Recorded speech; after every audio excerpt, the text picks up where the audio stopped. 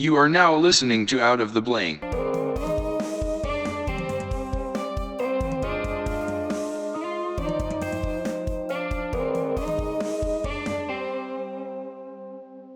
Boom.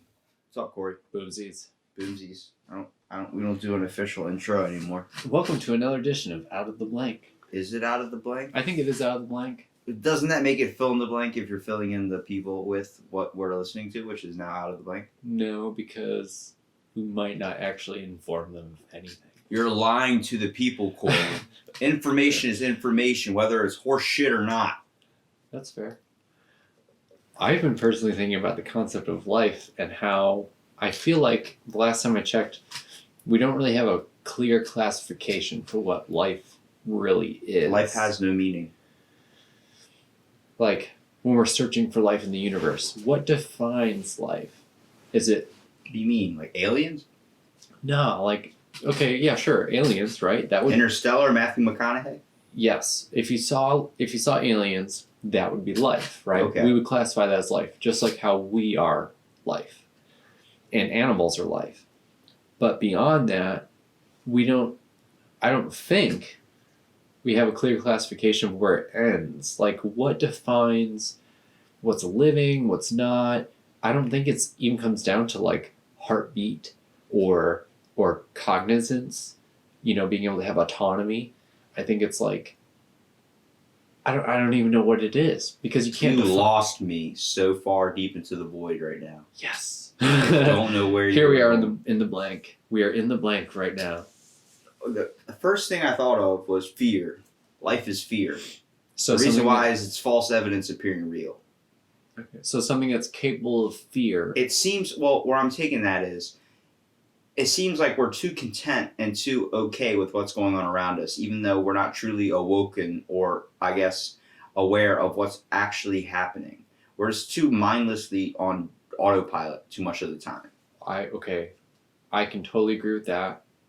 And for a second I thought we were thinking about two different things, but those both tie in together, which is autonomy. Like, how much choice do you have? Not much. As a living being? Well, Not much. We have more than an insect, I guess, right? Yeah. Because you know that an insect is really going to be a part of an ecosystem. But it's part of a bigger structure, too. Right. It's more about, like, a piece of a puzzle versus its own being that can decide, I don't want to be an ant in a colony anymore. I'm going to be, I'll be my own ant. But we still classify the ant as life. Yeah. Well, what's weird is, like, one of the theories, how we talk about the theories of time and all that, how there's an A theory of time, B theory of time, and, like, all these different types of, like, kind of philosophical type reasoning for life. Mm-hmm. Well, it's the same thing. I think it's organicism, where you're looking at, let's say, instead of saying that's a tree branch, you're giving it a whole separate persona of that tree. It's still a part of the tree, but you're giving it a whole nother extension of itself. So when you look at an ant, one ant moving in a whole colony of ants, you say that's a colony of ants. You group them all together into one being. Yep. You don't think of them as multiple organisms now. Right. But when you go and individually take out that ant look at that. It is an organism. But it's on such a plane of thinking where its brain's not developed. It's not really thinking for itself. Yeah, it's thinking it's more in like the system. a robotic type thing. It's more like we're all doing this. Function. Let's do this. Yeah. Yeah, it's performing a function for the greater good, I guess. Like, do you think, like bees and pollinating flowers? Yeah, I was just gonna say that. Do you think bees even think like do you ever think there's just one bee out there? It's like, why are we pollinating right now? I think it's in their nature. I think it's just like it is. It's like that's what we've always done. Right, and just like it is with them, it's got to be with like the same with us, right? Even though we are more autonomous, we have more thought, we have more this and that, we're still a part of a system, a larger system, and we're performing some sort of function, whether we're like a cancer to our own planet, or we're actually, benefiting the system in an ecosystem, just like, bottom feeder fish, or the little insects that take care of all the dying things, or like, those are still life. So for me, I wonder, beyond that, okay, so we're sentient, we're cognizant, we have our own autonomy. Then there's animals there's insects, and they don't really have much of that, right? Animals have more than insects, but insects are really more of that system. Like they're performing a function on some level, Yeah. decomposing something or whatever. They have a goal or objective to kind of go towards. Yeah, and it helps out us. Like we get our plants from the bees that pollinate the plants. But we start off that way too. Right. But we lose it along the way because once we become adults, it seems like it's more narrowed down to thinking. Like your whole life when you're growing up, you go to school, you go do these things. There's a list of things that you have to do. Then once you get older, your plans become a little bit more open where you can explore different outlets. But then so many people get comfortable in a position where they feel like, oh, I'm making money, I'm able to live, but it's not really living because you're not doing what you want to do. You're still part of the system. You're still someone's holding the controls. Right. So what I really wonder is, in the end, is everything that's in existence life, including rocks and, ice asteroids and all these sorts of things. Like, I almost think that even the things that don't seem sentient and don't seem autonomous, are unmoving and like sediment and these sorts of things. I almost feel like even though they haven't reached that higher state of what an insect would or an animal or us, like that's still part of the entire concept of what life is. So it's almost like saying life is everything. Everything that's in existence is life. Who's to say why do we define life as something that has breathing or movement? That's what I'm saying. I don't think we actually have hit that definition, that clear definition. What are definitions anyway? Well, those are relative things that we make up. Yeah, but who decided to call something a pencil and say that's just how it is now? That's how we know it to be. We don't know it as anything else besides a pencil. Right, relative humans did. It's what we were based on. I could have said that, the name for a shirt is called dunce farce. You'd be like, what? But if we were raised knowing that, you'd be like, oh, that's a nice dunce farce you're wearing. You wouldn't know. Everything that is what we use today is man-made created. Yep. There's very few natural wonders on this earth. And even then, most of those are powered by man now. Mm-hmm. I mean, from renewable energy sources, some benefits that are helping us. But it seems like, oh, well, mankind does so much to help the earth now. The earth would have never had the problems it had if we were never on it in the first place. But we are still a part of that system. We were created by the earth. Yeah, but if this was an untouched system, if this was a system that is at its base plan, it's just the planet. Just rocks. Nobody else here. No trees? No, everything here. Because I believe we're plants. All nature's here, but no people, no species, no nothing animals, that could insects, cause a detriment. Okay, no animals, insects, or Nothing. humans. Just even though I classify us as nature and plants. Just plants and rocks. Yeah. Okay. Well, if you classify us as and plants. water. Right. Obviously, you need the water for the plants. So plants, water, and rocks. Okay. Yeah. So like that, you could literally that world would just keep on going. It probably wouldn't have much drastic change to it. I agree. It would literally be like that for probably billions of years until life fucks it up. And I think the idea should be to create something like that. We should be able to try and focus or find a planet like this. And an exoplanet. What? An exoplanet. That's what we call, I believe that's what we call, like, second Earths and things like that. I think we call them exoplanets. Could be wrong. It's all part of the interplanetary civilization.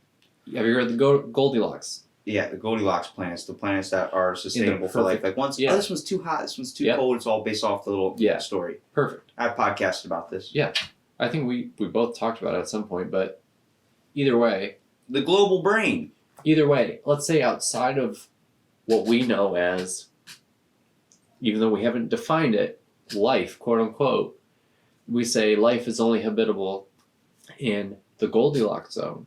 And we're also thinking, hey, it's possible that life is in a bazillion Goldilocks zones all throughout the entire universe. So that's cool. But where does it really stop? Because everything develops from that water and the rocks, right? And whether it's heat or gas or these sorts of things. Elements. Now, are you looking at that as a beauty of an element creating something? Maybe. Or do you think of it as an element with, like, in a bad way, where it created something bad. Like it was like a side effect. Like us, because we could be a cancer. Because if you were following the evolution theory of how we came to existence, yep. Whether you want to go with theory, that's how I'm on that zone right now. If you go with that, then it's like, were we a gift from the planet coming from that, from being able to evolve from different organisms and just the gift of evolution? Yeah. Or was it seen as a side effect that we turn into these people that seemed like we're cancerous? We're our own cancer because we are literally destroying the planet. There are higher, more depression now. There's more higher rates of everything. It seems like we thought of this gift of life, and then we kept on going with it and going with it and going with it. And as we're evolving with it, we're evolving into a deeper and deeper state of twisted corruptedness. You know what I mean? Yo, I wonder if the more cognizant you get, the more... Actually, I feel like this must be the case. The more autonomy and cognizance you have, the more ability for you to go one way or the other. You can be like even an even greater being of life and help whatever your environment is, improve your environment.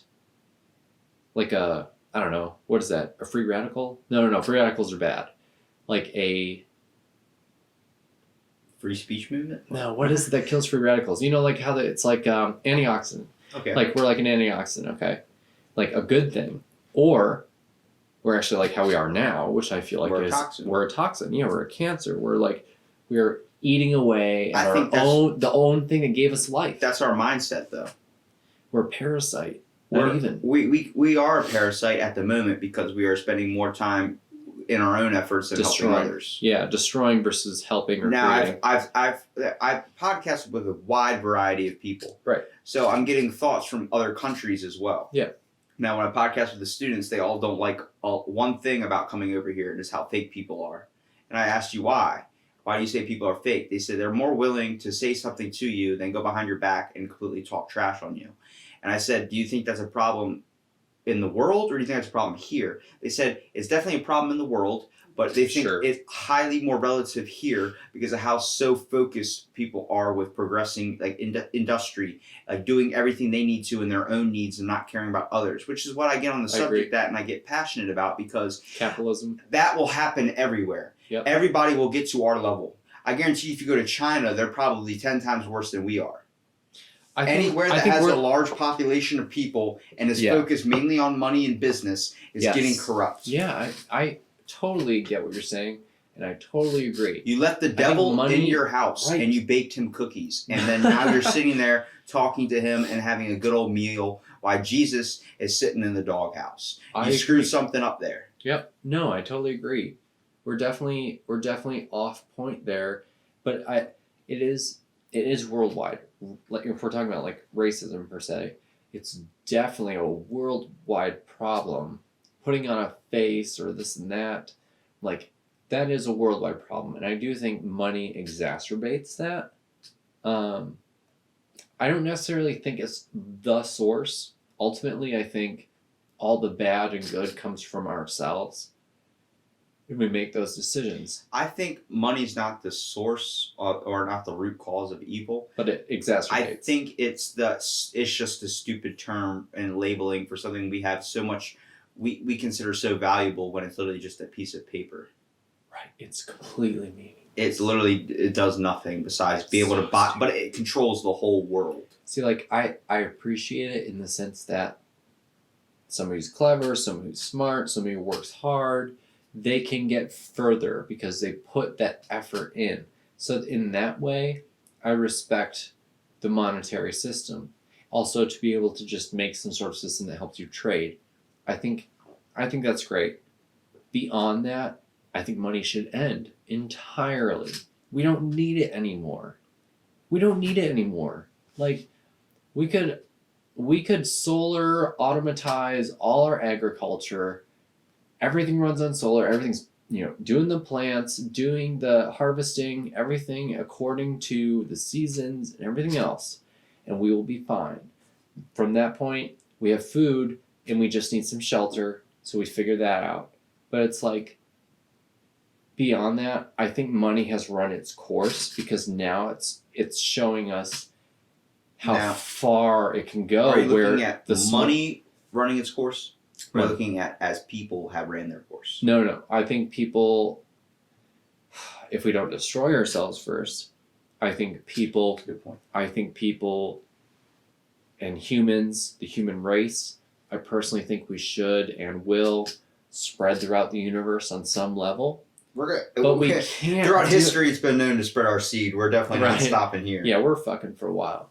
But like, it's just the But horrible why ability that we are capable of. But do you think people are enlightened when they're able to look at them? I don't mean to cut you off, but when they look at themselves as saying, "I don't want kids because I don't feel like spreading my traits down anymore," because they had a problem with their own. And you're like, well, that's selfish of you. Are they being selfish, or they realize that they can barely function off living in this world? Why would they want to pass that on to another generation who's going to suffer the same exact thing they may be suffering with? I don't think they're thinking that far. Those people. I know a few people that will not have kids. Sarah Silverman is one of them. Yeah, no. She won't have kids because she does not like her life. She doesn't like anything about her personality. She says, yes, it works for comedy and it helps to get views and people like that. But she never saw a fascination with being here.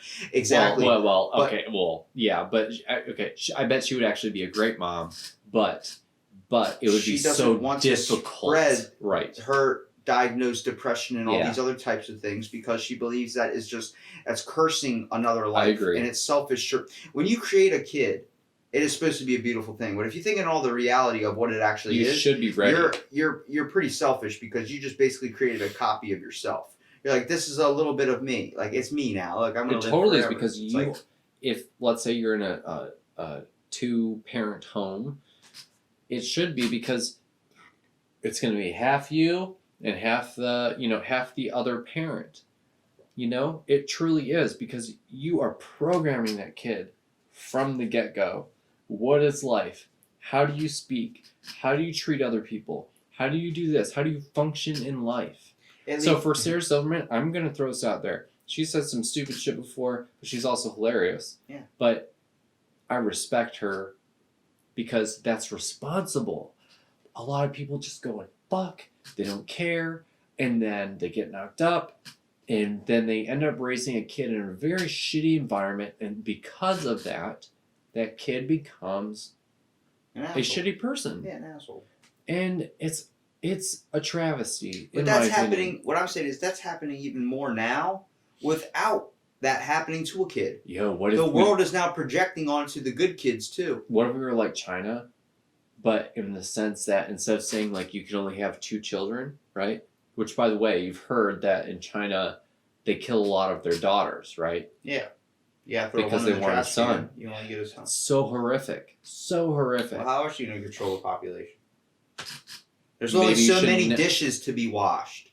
You're going to control population by making them smart, by giving them autonomy. Instead of like telling them how it is, you're revealing. Like you're just showing and saying, yeah, life isn't fair. You're responsible for your actions. This and that. You know what I'm saying? Life. Like, if you fuck around, you're probably going to get knocked up. Like, and what does that mean? That means you're going to raise a child for the rest of your life. Like, there's so many things. And so many people take the short stick and be like, that's your kid. Right. Yeah. It's like, well, does that make them a bad person if they knew they couldn't handle it?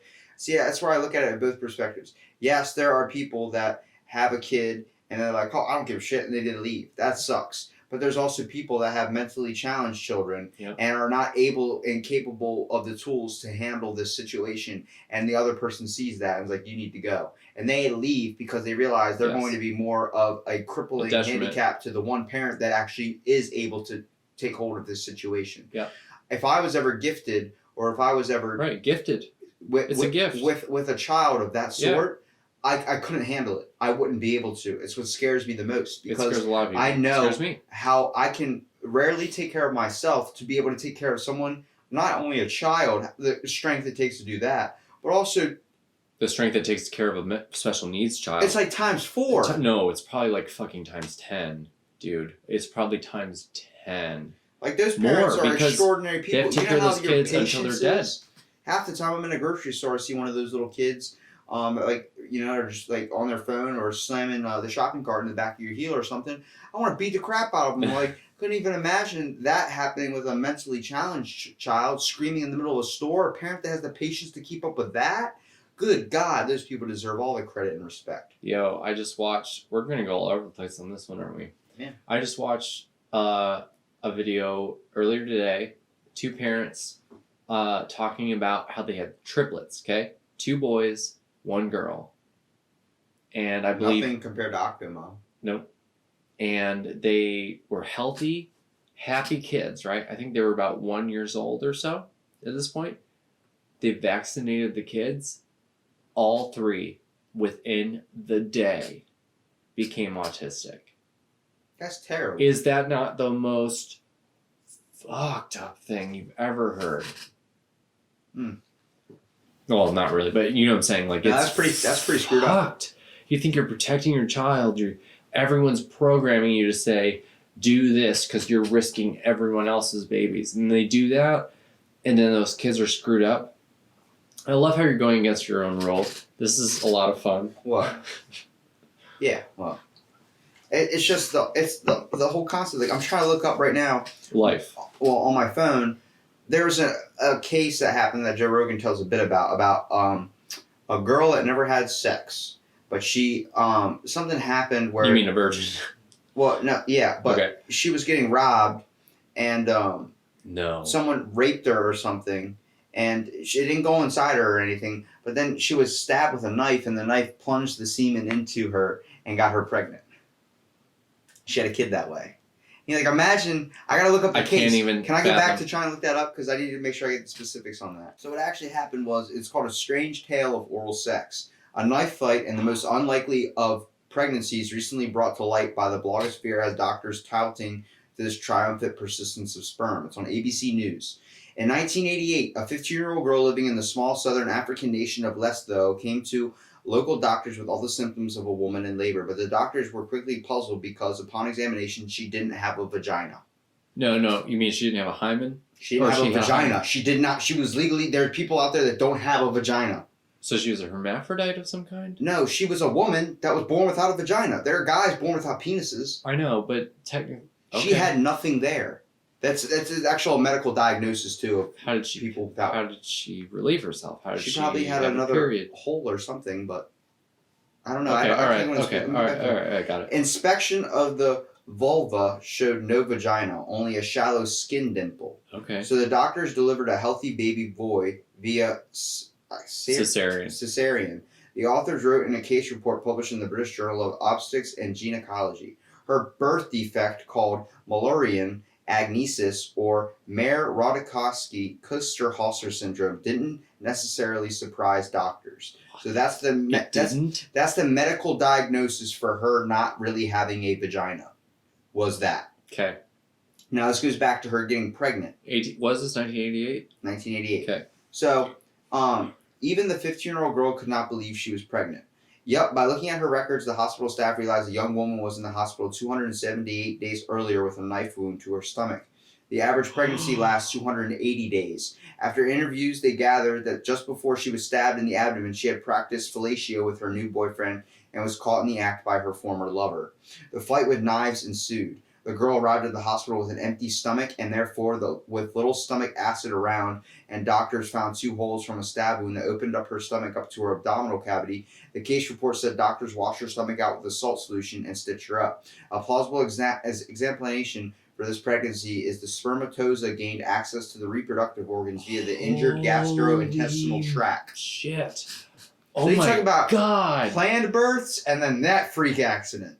Imagine, like Joe Rogan has a bit, he goes, imagine being that kid. He goes, oh, my mom and dad, they got married out of high school and then they had me. And then they go over to this other kid and he goes, my mama was stabbed with a knife and that's how I was created. Okay, 2 questions there.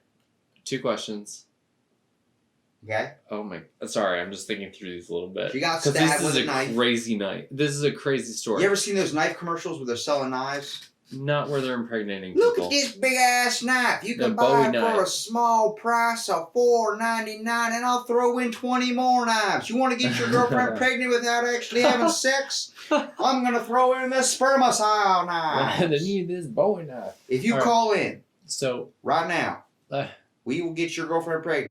Tying up the whole thing, though, you talk about people that are destined to be parents. There are obviously people that we know, like, okay, you were meant to be a parent. Like, you could tell. And there's some people like that person can't handle it. Now, do you see those people, like, that girl was thrusted with a knife. that's so insane. But okay, she didn't have the choice. Okay, Or wait, did she? Because technically I she still have was... 2 questions there. Okay. I have 2 questions. My 2 questions were, how did she get pregnant? Because either A, this is my thought here, either A, God, this is kind of crass. She swallowed, and the knife puncture That's what happened. caused some. That's what wait. happened. That's what it said when it said the stomach juices. Or They did not have sex and shit. no, hang on. I know, but sometimes you don't always have to swallow, right?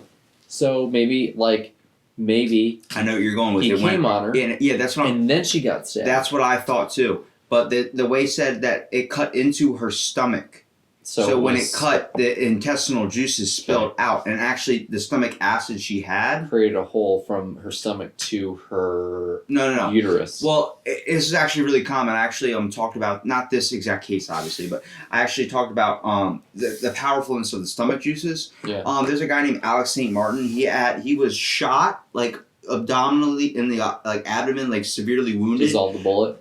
Well, the problem was it created a giant hole in his stomach, so you could see into his digestive tract, and that's actually where most of our this came around the 19th century. Okay. This is where most of our information came from about the digestive system because of this man. Interesting. He was willing to be tested and monitored, eating food constantly, small amounts. With the fucking, you get to see everything go down inside his digestive system and just get processed into his body. Now, with his, the only reason he survived off a wound like that was because when it happened, the stomach juices came out and basically soldered the fucking everything, discontaminated everything and soldered it shut. All right. So he didn't need, because back then they didn't know how to deal with someone with a giant hole in their stomach. Right. And so that created some sort of enzymes or something that helped heal it. Okay. Or at least helped disinfect it. All right.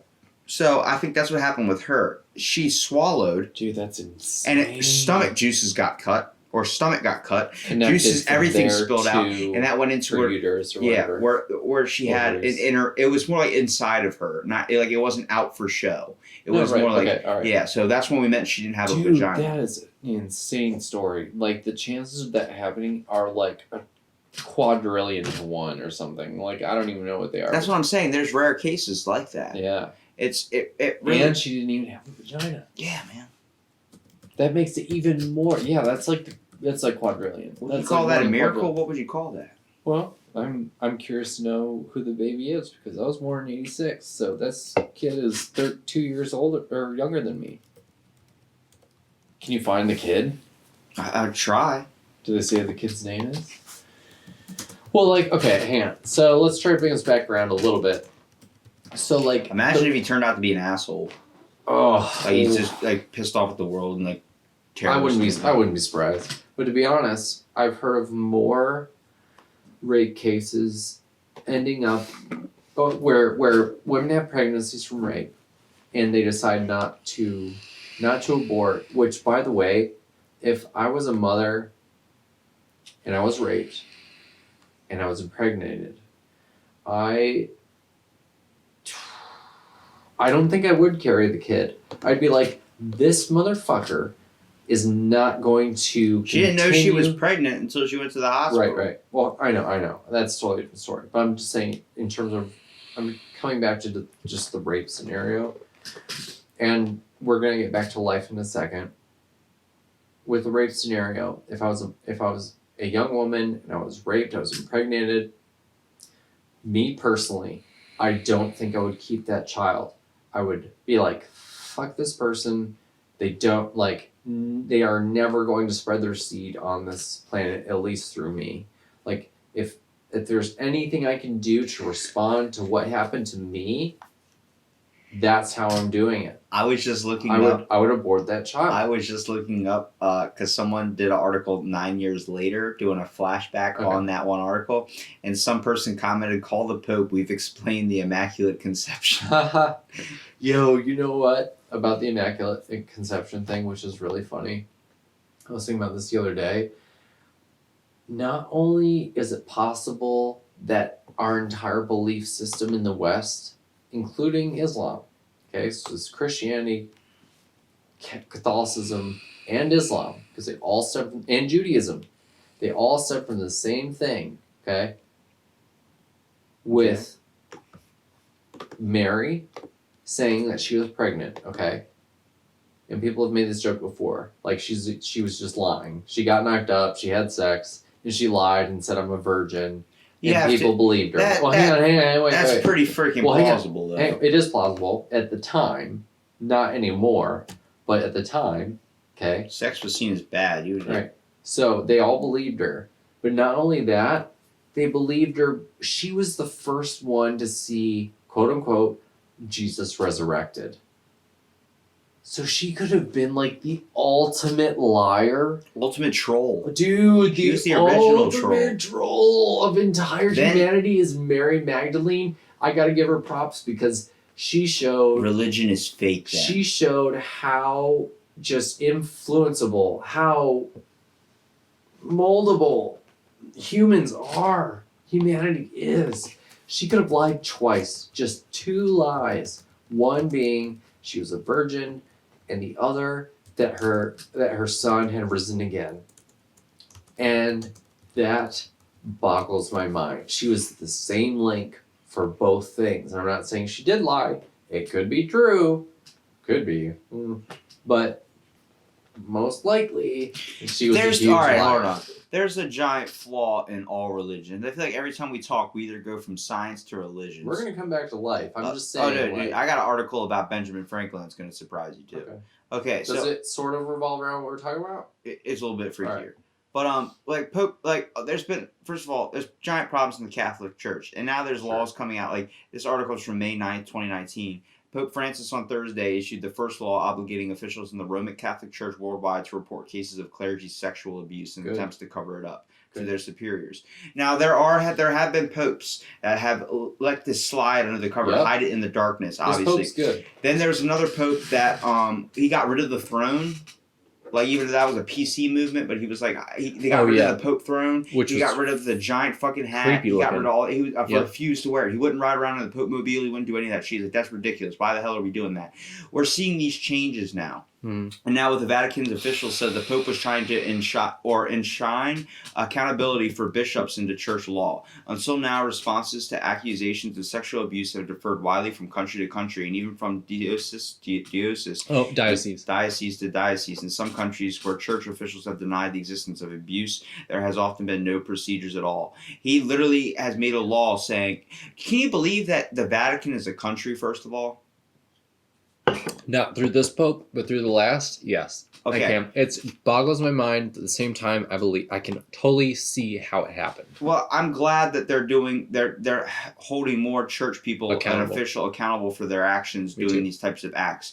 But that all leads up to the process of people are like, why could they do that if they're in such a religion like that? I think it's because it's called suppression.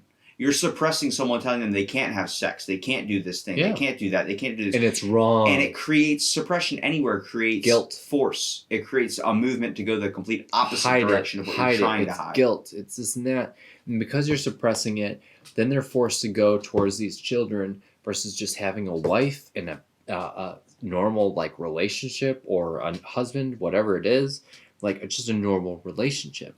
But they're forced to be dysfunctional. Not forced. Force is the wrong word. They're put in a position because they're like, no, you have to be celibate as a priest. You're backing baby into a corner. Yeah, you do. You're backing your nature into a corner. Dude, we have a fucking penis. Like, you gotta fuck. I mean, or at least jerk. Like, do something. There's new porn that comes out every single day. And God bless it.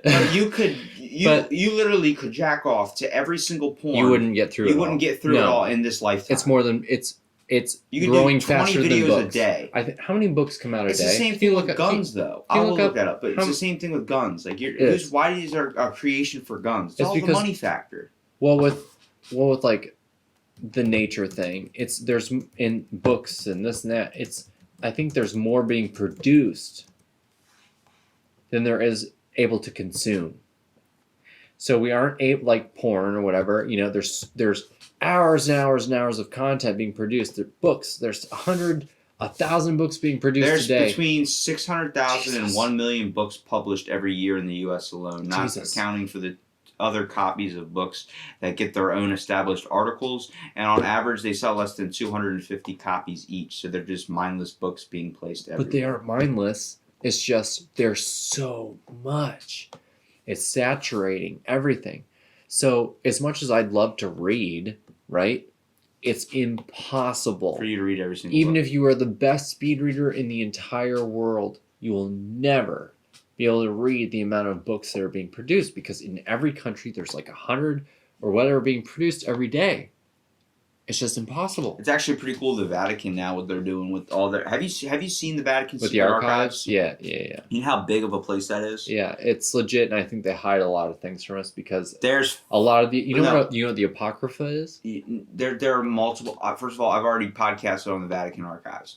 And let me tell you, they have the JFK files in there. They have the... That's hilarious. They have the Galileo trials in there. Yep. They have so much secret, dark stuff that you're like, wait a minute, why is this not open for us? Well, you don't even have to go that far. Okay, let's just say the Vatican archives... It's 8.6 billion books estimated total in that whole entire place. And those are like in an place. oxygen-deprived area and all sorts of things. The whole underground Vatican archive is 5.6 miles long. And that's only from... What? Yeah, it's huge. And they're all doing what they're doing now is they're backing it up. Much like the Great Fires of Alexandria. I hope somebody hacks the shit out of it and gives it to everybody. The Great Burning of Alexandria. Yeah. That whole thing. The library. Now they're starting to back it up on it. A firewall that's 10 times more, harder to get into than anything the government has. NSA or some shit. Yeah. That's interesting. But they're backing it up. And they said every year, a total of 1.2 billion uploads of books get put up onto their archive. Billion? And yes, and they keep expanding their archive too much. They can't do it. They can't keep up right now. It's such a small process. All this just happened in 2017. They started to switch it over to some digital stuff. From analog. And they're like, we're so behind. There's too many fucking books here. They need better machines then. Someone needs to have scanner machines. We need to do storage wars with the Vatican Secret Archive to be able to start pulling out some shit. No, those people are too ignorant. Okay, so... Hey, wait. All right. On the Vatican Archives thing, have you heard of the Apocrypha? Yeah.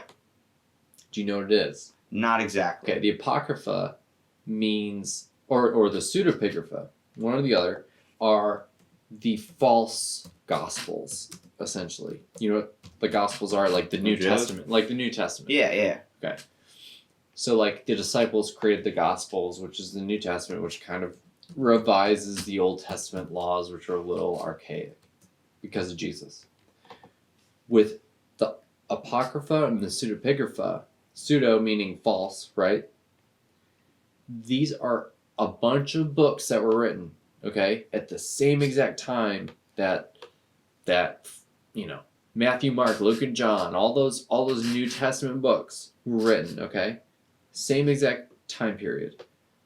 But the Vatican, and not actually, the Vatican wasn't formed yet, but the church, the early church, decided between humans what books are going to fit into the Bible, what books are going to make up the Bible, and what books sound too far-fetched.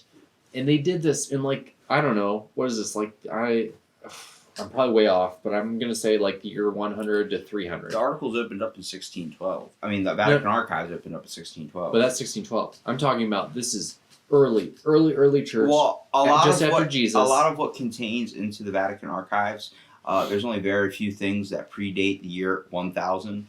The reason why is because they originally had this place stored somewhere else before the actual Vatican Archives were created, and they didn't start logging in stuff, I think, until after the year 1000 into the actual Vatican Archives we have now. So this is more important, though, because the Bible that everyone is is using today, which is like 2,000 plus years old. It was decided by a group of men, and that Council of Nicaea is what it was called. We should do it. We should do a podcast on just that one time. Council of Nicaea. They chose what books are going into the Bible and what books aren't. But these books that didn't make it in, dude, they totally changed the entire story. So much of what the Bible says now would have been so different had these men made different decisions. Do you think that there's always something that could have went another way? You could have zigged when you could have zagged, and we would be in a completely different society than we're in now? Yes, and that's the truth. That's the truth. It only takes one decision to make an entire different future. But, like, all the same, I'm just talking about where we are. We're on a journey through the dimension of whatever the hell we're going. We don't know what we're on the dimension of. We don't know what life truly means. Exactly. We don't even know if you could where life stops. One thing out of the Vatican archives, what would it be? See, nobody knows everything that's in the Vatican archives. I know, but I can tell you from what some of the gems they say that are in there, I really would want the trials to Galileo. Nah. I would want those. No, I would want things much, much earlier, around the time of the Pseudepigrapha and the Apocrypha, because those are the foundations of what even made the Western religions. And the 197-foot long is a 60-meter scroll containing the minutes of the trials of the Knights of Templar. And a lot of people think that's fake shit. Holy Knights of the Templar is real, dude. No, that's totally real. But it lasted for several years, starting in 1307. How long is this scroll? 60 meters. Holy smokes. A lot of people think it's horse poop that exists. I'm like, nah, it's a real thing. Dude, that's longer than a football field. Knights of the Templar, bro. I still want to know about Galileo, though, man. The whole fact that his whole thing was like they did so much stuff to try and keep his mind in secret. And what about the articles that say that Pope Pius, what's X? It's like 2 1s. The 12th. The 12th, in league with the Nazis. Pope Pius the 12th, in league with the Nazis. I believe that. Actually, David Kurtzer, a historian from Brown University, was able to examine documents from the reign of Pope Pius XII, 1922 to 1939. He concluded that the Pope made deals with Mussolini to protect the church's interests in exchange for silence on state-sponsored anti-Semitism. I believe that. A conclusion that was at odds with the church's account. Groups are pressing Pope Francis to make fully available the contents relating to Pope Pius XII, 1939, 1958, in order that the world may finally know for certain the man's involvement with the Nazis. Yep. I believe that. Honestly. I mean, Hitler tried to change Christmas, so. He took Jesus out of Christmas, but he couldn't kill Santa Claus. That's crazy. Too many Germans were like, no, we're not taking out Santa Claus. But he changed all the cookies and everything. He made them, the kids were making warfighter cookies instead of, or like crosses. And Nazi symbol crosses, like swastika cookies instead of doing that. There's pictures all over the thing. Gotcha. Interesting. I think where history has like its seriousness, we look at history, it's like that's an entirely man-ran operation.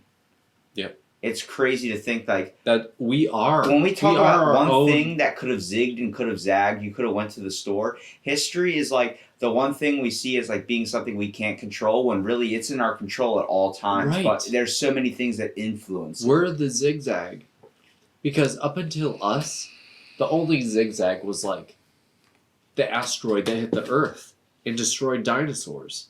You know what I'm saying? Like, it would have just been a natural system. It would have progressed as it is. Things would evolve. Things would die out. Blah, blah, blah. That's that. It's a very natural, normal thing. And then we come around, our stupid monkey lizard brains, and we can't do shit. Because we don't know what the fuck we're doing. So I got a fun twist for our monkey stupid brains. We're the zigzag and lizard, don't forget. Who was a really good president in your mind? Reptilian. Or not president. Who was a really good historical figure? I think Kennedy was going to blow the lid on didn't have to be president. Aliens. Doesn't have to be president. Okay. A really good historical figure. Most people would say Columbus. Fuck no. Most people would say Benjamin Franklin. Let me tell you a little secret about Mr. Benjamin Franklin a lot of people don't know about. Now, I heard this and I had to look it up. It's actually true. For nearly 2 decades, leading up to the signing of the Declaration of Independence, Benjamin Franklin lived in London at a house at age 36 on Craven Street. In 1776, Franklin left his English home to come back to America. More than 200 years later, 15 bodies were found in the basement, buried in a secret windowless room beneath the garden. In Benjamin Franklin's garden? Yes. Holy shit. In 1998, conservationists were doing repairs on 36 Craven, looking to turn Franklin's old haunt into a museum. From a 1 meter wide, 1 meter deep pit, over 1,200 pieces of bone were retrieved, remnants of more than a dozen bodies. Says Benjamin Franklin House, 6 were children. Forensic investigations showed that the bones dated to Franklin's day. Franklin was a noted revolutionary and powerful Freemason, the Grand Master of Masons of Pennsylvania. So it's easy to wonder what dark secrets Franklin may have hidden in his basement chamber, but the truth, it turns out, isn't quite so dark. The most plausible explanation is not mass murder, but an anatomy school run by Benjamin Franklin's young friend and protege, William Hewson. Now, is that a cover-up? Because he said the anatomy was still in its infancy, but the day's social and ethical mores frowned upon it. We'll never know, will we? So he said a steady supply of human bodies was hard to come by legally, so Houston Hunter and the field's other pioneers had to turn to grave robbing. Okay. Which made sense. If you know about the Bjork and Hare murders, the guys that were they were like getting corpses for hospitals and selling it to them, like stealing people's bodies and selling it to hospitals for anatomy stuff. Yeah. Well, they were also started killing people, and they were like, okay, we can't get enough bodies, so we're just they started doing different things to stop people from grave robbing. They had people that were literally digging up their loved ones and putting them in their house. Like, I'm keeping him here because I don't want my grandma's corpse being messed with or taken and thrown somewhere. That's actually the guy we talked about, or I mentioned before, the fastest knife in the West End, Robert Liston. Yeah. His whole thing, he went in and saw a guy using a corpse of a woman that died recently that's been missing. What are you using, like fucking or cutting for up anatomy? Autopsy. In front of a whole class. Okay. He pulled her off the table, dragged her body out of there, and beat the shit out of the guy that did it. That was linked to the Bjork and Hare murders. These 2 brothers that were going around killing people and selling their bodies. There was a guy that was buying those bodies, and that guy was in competition with Robert Lister or Liston. So he said, "You know what?" And then he went over there to go confront him. Saw that the girl was on the table. He's like, "Wait a minute, that girl's been missing for 3 weeks." Holy shit! Literally knocked the guy down because Robert. I give this guy so much credit because during first of all, that whole Victorian era, they were going through so much surgical innovation. It was amazing. Yeah. Now with him, he was a 6'4" surgeon. Okay. He would talk about holding patients down and cutting off something to do it because there was no anesthetics or any of that. Like, I take off your There leg. was one case, a guy had to get his foot amputated. The dude ran and locked himself in a room. And the story goes from people that were witnessing it happen. Robert Liston grabbed the door, ripped it off the hinges, grabbed the dude, and picked him up and carried him to the table and chopped his fucking foot off. Holy shit. He did not mess around. But he did that not to be a jerk. Well, like, he's gonna he save did the it guy's because, life. hey, this Gangrene needs to or happen, some bro. shit, yeah. I told you the day I was coming. Yeah. This is what's happening. Your foot's gonna kill you if you don't take it off. And a lot of people are like, "Can you tell me when you're coming so I know I'll be ready? I'll be prepared by then. I know I have my time." And he's like, "I'm not going to tell you that because then you're going to not answer the door when I show up. I don't feel like kicking it down, And the guy that Listerine is named after, Joseph Lister, that whole dude, he was the one washing his hands. Started to realize, why are we using dirty tools? Why don't we start innovating with more cleaner things? It doesn't make sense. Now, he didn't use a whole lot of soap, but he was the start of using water to at least clean off some of the utensils so people aren't dying of random diseases. They weren't doing that before? No, in Victorian era, there was none of that. They had no idea about cross-contamination or any of that. I mean, you got to think. Well, right. It's Victorian era. It's before we got there. At the same time, there are restaurants in today's time period that don't even care about cross-contamination. Or people don't wash their hands. Yeah. Yep. I fall short of that sometimes. Depends on how disastrous that poop is.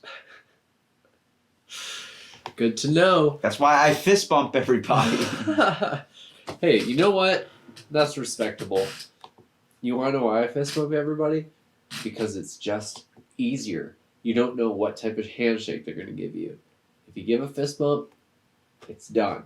There's nothing else to be done. You bump fists. There's no weird handshake movements that are like, where are you from? Oh, you're from somewhere else? Okay, this is awkward. Handshake. It's fist bump.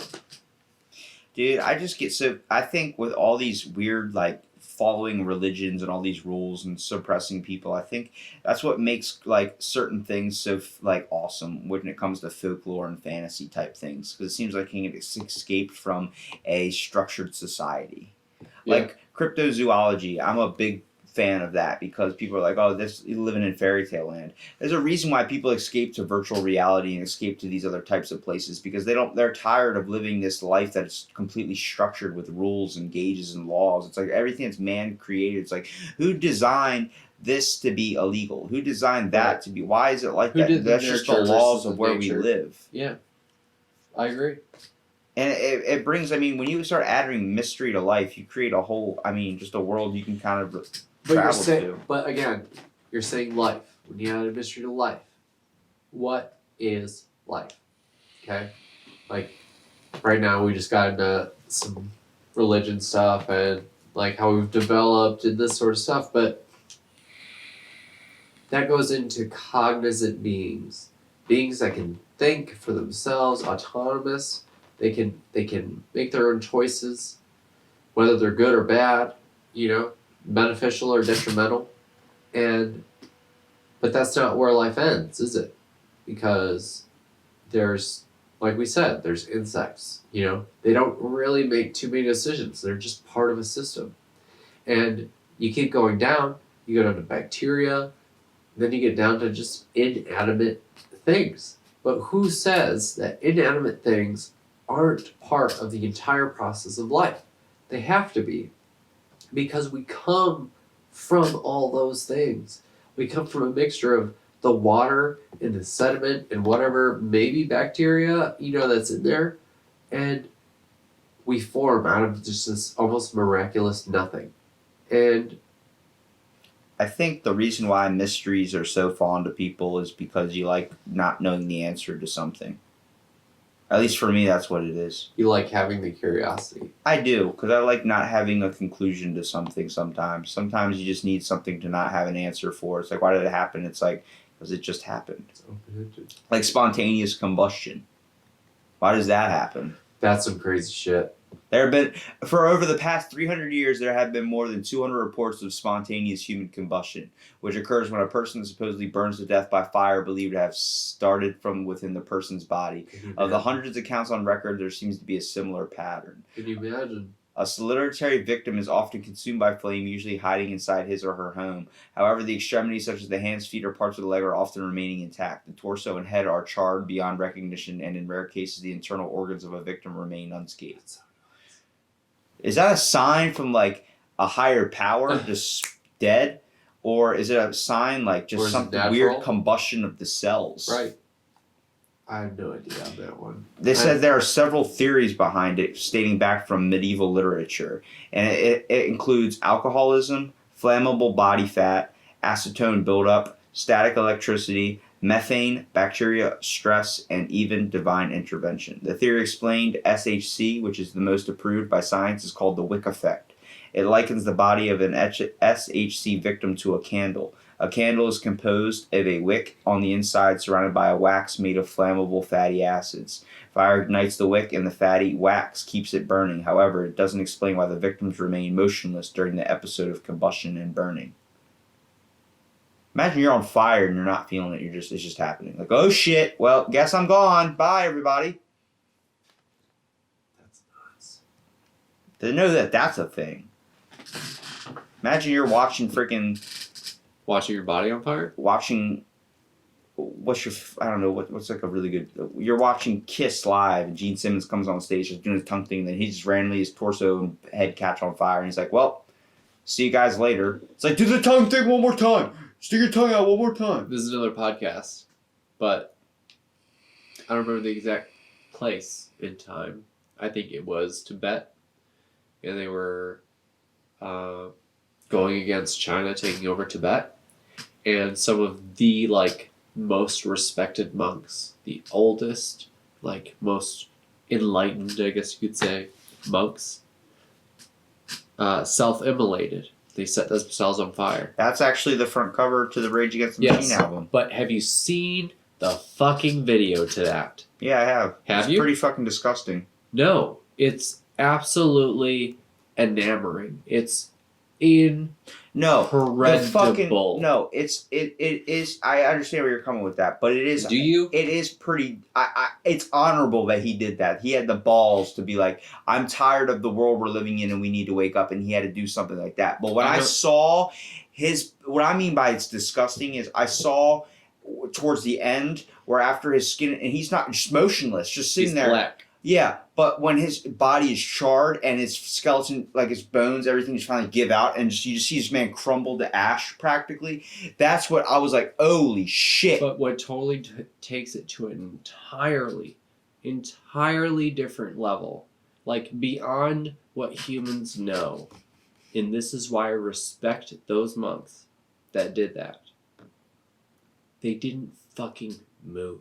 Yeah. Not an inch. Imagine all that pain and being like... They're in a lotus position, their legs crossed, and they light themselves on fire, and they don't move until their entire body is gone. Have you ever thought about being a monk?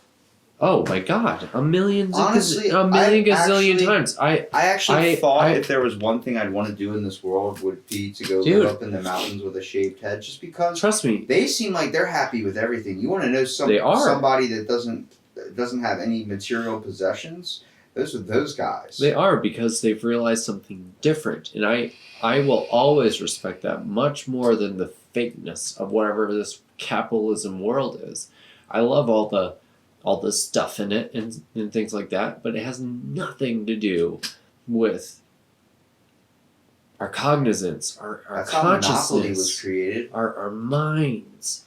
Monopoly was created to highlight the importance of how bad capitalism is, and they started realizing people like made it doing worse. A lot of shit and making their family poor. I think it probably made it worse because Monopoly is selling.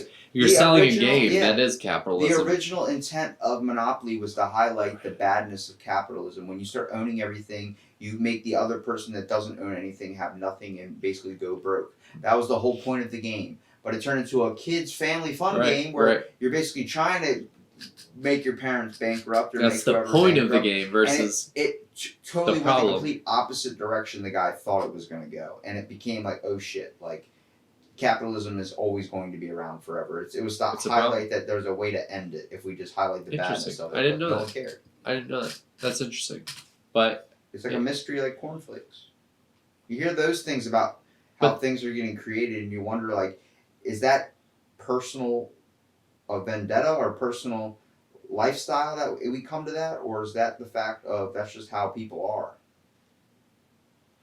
Because then you see a highlight like a monk who wouldn't give a shit about Monopoly, wouldn't care if it was there or wasn't, he doesn't care, he doesn't have any possessions, he doesn't need to own anything. Right. He's more willing to give you his robe just because he's already figured that shit out. He's already a level of peace, he's on a whole nother existence. Yep. And some people are like, no, they're just not comprehending what the world's about. It's like, no, it's in their world.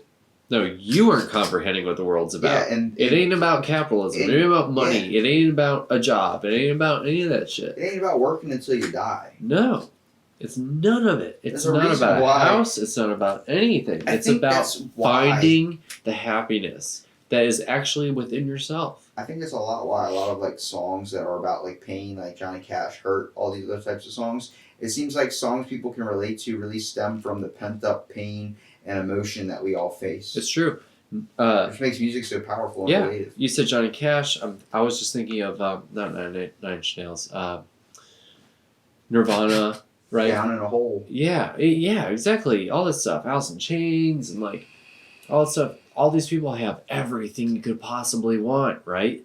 All these people in the 27 Club, the people who killed themselves at 27 years old, all the popular singers and songwriters. They had everything you could want. All the money, all the chicks or dudes, all the whatever. all the nicest things. All right, And it doesn't mean a thing. Let me bring it to the concept of what's your perfect existence? What's a life you'd be happy with? Well, Would you be happy with a life filled with a lot of possessions and just being able to have fun and do whatever you want, or would you be happy with nothing at all but know that you would be truly, truly happy because you would be truly, truly free? the second, because I've already experienced being No, that's why I say horse shit because around I'm like, money. No, I've already experienced being around money. I've already experienced what money does. Money can provide you with you're telling great me food, you would take great happiness, you would great, take not, comforts. You would take just Yes. not having anything give me a cave over eating dinner with Sam Elliott. Yes, because I already fucking was like right across the table from Sam Elliott. And how did you not enjoy that? Because I'd want my life every day to be by he's Sam Elliott. just a dumb human like anybody else. No, he's fucking awesome. He is fucking awesome. You're awesome, Sam Elliott. I'm just saying, just like me or just like anyone else, we're all just human beings and nobody's a fucking Buddha. And, well, everyone's capable of being a Buddha, in my opinion. But it's like, it's all a ruse. All the nurture that we're in this modern day and age is such a ruse. Now, I do think that there are certain people who can harness that ruse in terms of money and power and things, and they can try to say, hey, I'm going to try to make this better. I'm going to try to improve. But most of the people who reach that point of having so much money, they aren't fixing their internals, they're fixing their externals. So their externals are taken care of. They have facelifts, they have boob jobs, they have butt lifts, they have this and that. They have cars. There always is a need for more. They have houses and apartments and all the best places you can think of. They have all the best Michelin star restaurants, but they aren't happy. Because if the second they're undistracted by all that shit, they're miserable. They have to be distracted at all times. So Buddhists, they realize this already and they say, what's the point of being distracted your whole life and then dying and then being in the same similar cycle? Like, break out of it. It's worthwhile to give all this up right now and realize, like, whether it's your eternal being or whatever it is, who you are, that happiness is so much better than the millions or billions of dollars you're going to have in this momentary, like, temporary time. Now, personally, after, like, kind of being a part of both, I think there's a balance. I do think there's a balance. I do think that money can buy happiness, external happiness, but it will not buy internal happiness. And I also wonder, in the concept of life, like, how far does that go? And that's why I think that, I don't know, I have a small respect for the idea of reincarnation and, going back from animals to people or back down. And living another lifestyle, depending on what your life before was. Yeah, exactly. I kind of want to believe that. And I kind of believe that's real. If you read the Tibetan Book of the Dead, they talk about the Bardo planes and how much time you spend between your death and your next life, what you're going to encounter, how you're supposed to approach it. Otherwise, you're going to get sent in one way or the other. And I don't know. I can't say I believe it, but at the same time, I can certainly believe it more than I can capitalism, money, the monetary system. You think it's just the world's planned out to be a hive mind? No. I think there's a hive mind, and anything that falls out, I guess, abnormality of the program of a hive mind, like the special people that go and do their own things, the ones that you can call a leader or something, the ones that have this ability to kind of not follow the horse shit or not have this frame of thinking where they have to be a follower. They're unnurtured. I think they're more about nature. The world popularizes to be a follower. But Yes. there's very few people that take the time and they become the best people in history because And they're a leader. able to be their own Leader. entity. Now, isn't that what nurture is? Isn't that what nurture is?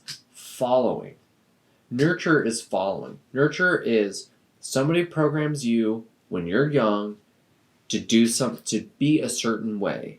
So you're following versus nature, which is where you're going off your own programming already, your DNA and this and that, and you at least know, like, this is what I am versus this is like this is what people are making me to be. Have your goals changed in life? All the time. From what you wanted to do since the very first time we podcasted to the second episode we did that I never posted to where we are now? You know, goals are a strange thing for me You now. started off saying you wanted to create artificial life. Right, but I also wanted to change the world. More so, I want to change the world. Artificial life, I think, is going to happen anyway by much smarter people. And I do think maybe I'll have a hand in that. But if I do or I don't, it doesn't matter. It's just... Because I feel like you're at a crossroads. Goals are more, for me now, I look at it from, maybe this isn't a Buddhist perspective or a Hindu perspective, but somewhere along You those can't lines. exist if you're truly not happy. Right. I can't put goals in my life that are going to instantly make me unhappy. It's stupid. It's stupid for you to say, instead of just enjoying your life I have a beer in front of me right now, and I'm podcasting with my cousin. Like, what more could I want right now? This is perfect. But in capitalism and monetary and all these things, in the external, What's the real picture? in the external, it's like, make the billions, get the bitch's nose, and whatever else it is you want, you can fucking buy it. That is messed up. That is wrong. That's nurture from thousands of years of humans developing this weird thing of capitalism. But nature is different. And I think once you hear your heart, you don't, I might have already told this to you, once you hear your heart, you don't have to think. You just speak from your heart. There's no thinking involved because your heart's speaking before you have to think. Versus this external world where it's all thinking and no heart. And I honestly wonder sometimes, even the ant, the ant, which is the hardest working motherfucker in this whole thing, this whole system, you know what I mean? Back-breaking work and carrying 50 times her body weight. The smallest creature that carries the most. Yeah. I wonder if they are the happiest fucking thing in the world. I just don't understand what's going on around them. But they don't have to, because their heart is in their nature. That's the beauty of pure happiness, is obliviousness, of being completely oblivious of what's going on around you. If you start figuring out all the deep, dark, secret shit that's going on around you, people that get into conspiracy theories that turn out to be real, people that get into shit like I do, where I'm doing constant research and finding more and more about the world every day. I still get fascinated, but I also you do get depressed in a way. You're hearing things and learning multiple new things every single day. If I was completely oblivious to what life was, that's the whole beauty of a child, sad to say it, but of mental retardation. The innocence. They are seeing in a whole nother reality of life. They are completely oblivious to life's problems because they are truly seeing what it means to be free and not give a shit, not to have to worry. And the fact they aren't even comprehensive sometimes of the people that are making sure that they can survive. Yeah. Their whole aspect of is if you could focus and be able to survive with a type of obliviousness like that, we would all truly be happy and not give a shit. I do think Life so. would be one perfect existence. We wouldn't care what fucking Jimmy down the street that called out of work sick fucking did. You wouldn't care. You wouldn't need that anymore. You wouldn't need to worry about certain things. You wouldn't need to worry about card payments, other types of stuff like that. If the freaking capitalism didn't turn us into these mindless sons of bitches that are just so pent up and suppressed that we don't even want to go live anymore. You're right. Capitalism turns us into mindless people. And that's very important. I'm so glad you said that. That is exactly Main reason what why happens. I think if I go switch to my other college, I want to do philosophy. Because I'm so fascinated with Why don't people's you do a minor? thoughts. You should do a minor in philosophy. You should do. That seems like the perfect outlet for me, philosophy. What would you do? Or these Like social psychological work, constructs. social or psychological work, and then a Yeah. minor in minor in. Well, I thought I was philosophy? doing a major in philosophy and a minor in psychology. Okay.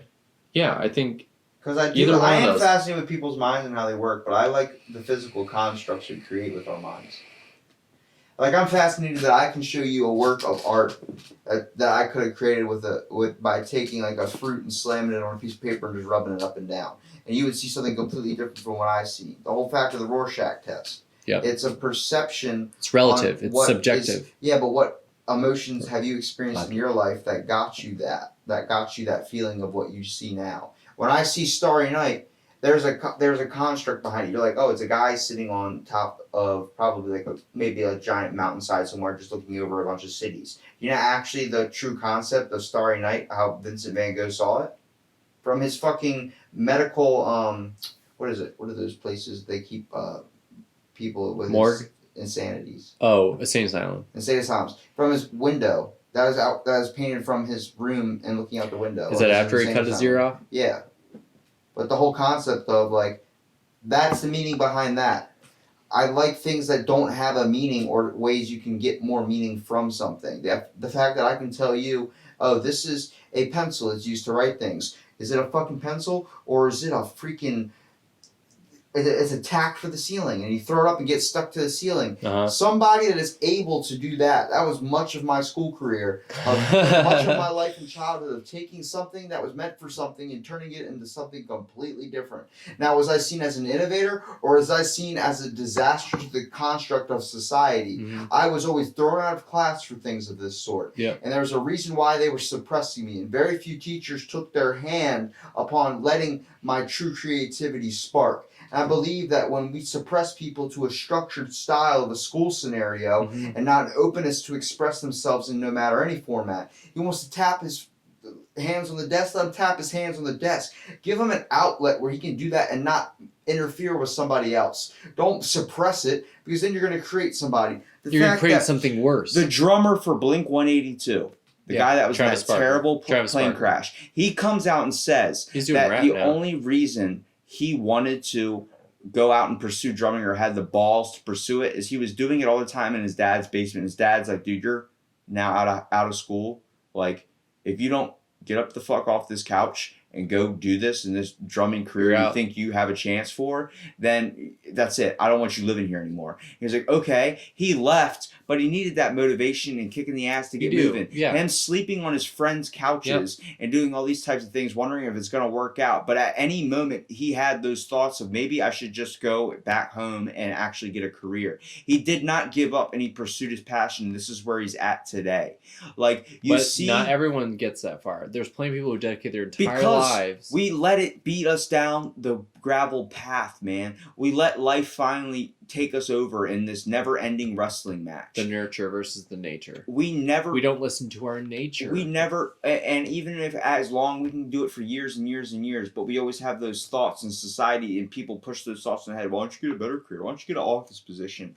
I am not suited for an office position. Right. I have no clue what I want to do with my life. There's people who are. But it's not us. I'm not saying it's a bad thing, but I'm saying for me, the fact that you believe, or anybody could believe that, oh, an office life is the perfect life, that's not for everyone. Not everyone is a square peg, you know? Some people are circles. Some people sleep with their socks on, some sleep with them off. Right. We all have different things. Some people fuck with them on. Yeah. Some people fuck with them on. Shit, you know? Who cares? Jerry likes to drive naked. I don't like to drive naked. It's too much comfortability. As long as I don't see Jerry naked, then we're good. Exactly. It's all about doing what you want to do and what you feel you're comfortable doing without bothering somebody else. But the whole factor of society doesn't see that option. They see it as if you're doing something you enjoy, you're bothering somebody out there, so why are you doing it? It's like... And you got to watch how far that gets controlled. Like, that was the whole concept of my podcast, though. Out of the blank. Yeah. You know what the answer is I get when I tell people out of the blank? What do you mean? If I told you I'm on this podcast, it's called Out of the Blank, what would you say? Oh, and you didn't know anything about it. And I know. See, I can't tell you because I already know. So for me, I'd be like, What does out of the something blank out of mean? left field. I don't know. Why out of the blank? I don't know. Why not?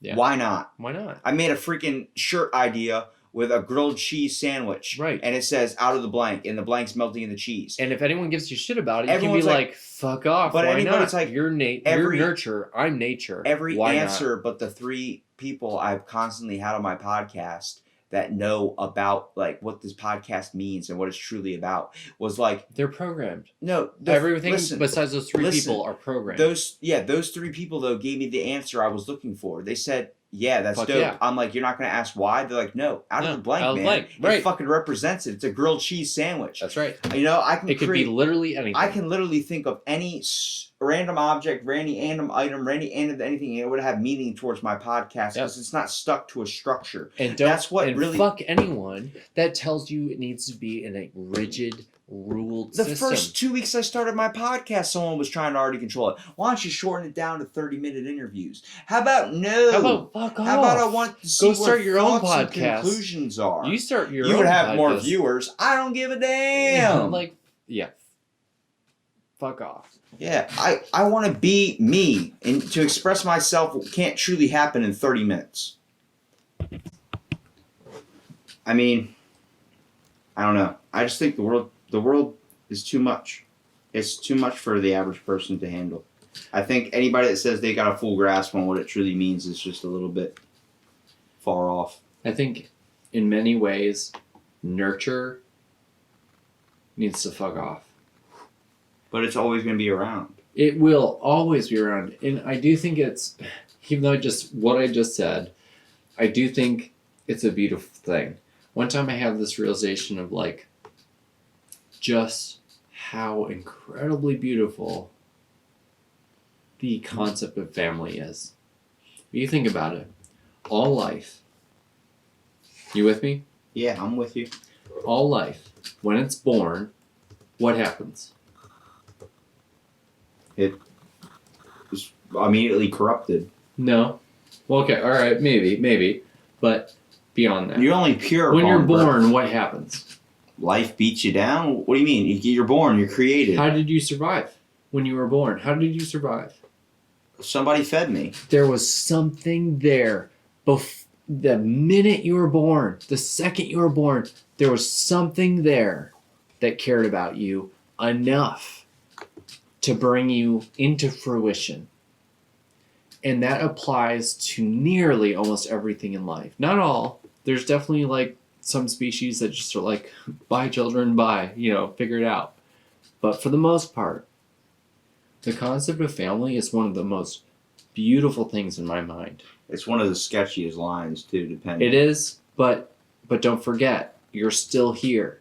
Even if people, become distant from their family or, they have disagreements and they part ways.